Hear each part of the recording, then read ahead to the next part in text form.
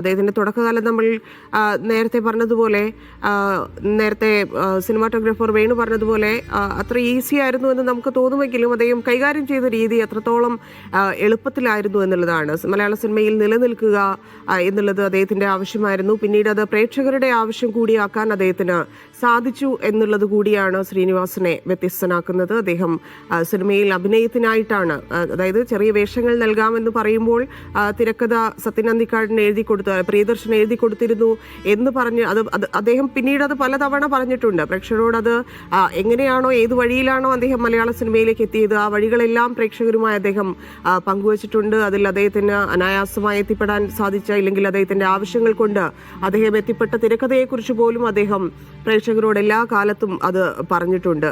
അതായത് ഓരോ സിനിമയിലും അദ്ദേഹത്തിന്റെ ഭാഗമാകണമെങ്കിൽ അദ്ദേഹം അതിലൊരു ഭാഗമായി, അത് ഏറ്റവും എളുപ്പത്തിൽ അദ്ദേഹത്തിന് പറ്റിയത് സ്ക്രിപ്റ്റ് റൈറ്റിംഗ് ആയിരുന്നു. അങ്ങനെ ആ സ്ക്രിപ്റ്റിലൂടെ അദ്ദേഹത്തിന് കയറി വരാൻ സാധിച്ചു എന്നുള്ളതാണ് അദ്ദേഹത്തിന്റെ ഒരു ടേണിംഗ് പോയിന്റ് ആയിട്ട് അദ്ദേഹത്തിന്റെ ഒരു ലൈഫ് മാറുന്നതിലേക്ക് എത്തിച്ചത്. കാരണം എഴുതിയ എല്ലാ തിരക്കഥകളും ആ രീതിയിൽ ശ്രദ്ധിക്കപ്പെട്ടു.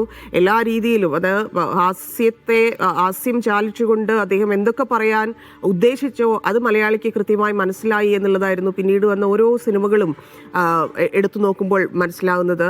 ഈ സത്യൻ അന്തിക്കാടിലേക്ക് വന്ന കാലഘട്ടം മുതൽ, അതാണ് അദ്ദേഹത്തിന്റെ സിനിമയിലെ ഒരു ഏറ്റവും നല്ല സമയം എന്നൊക്കെ സിനിമാക്കാരെ കുറിച്ച് പറയുന്നുണ്ടെങ്കിൽ അദ്ദേഹത്തെ സംബന്ധിച്ച് ഏറ്റവും വലിയ സമയവും അത് തന്നെയായിരുന്നു. സത്യൻ അന്തിക്കാടുമായിട്ടുള്ള കൂട്ടുകെട്ടായിരുന്നു അദ്ദേഹം മലയാള സിനിമയിൽ. അത് ശ്രീനിവാസൻ എന്നൊരാൾ അതിൻ്റെ ഏറ്റവും ഫ്രണ്ട് ലൈനിൽ നിൽക്കുന്നു എന്ന് അദ്ദേഹം മലയാളിയെ കൊണ്ട്, പ്രേക്ഷകരെ കൊണ്ട് പറയിപ്പിച്ച സമയം അതായിരുന്നു. അതും ഒരു സിനിമയുമായി ബന്ധപ്പെട്ടായിരുന്നു.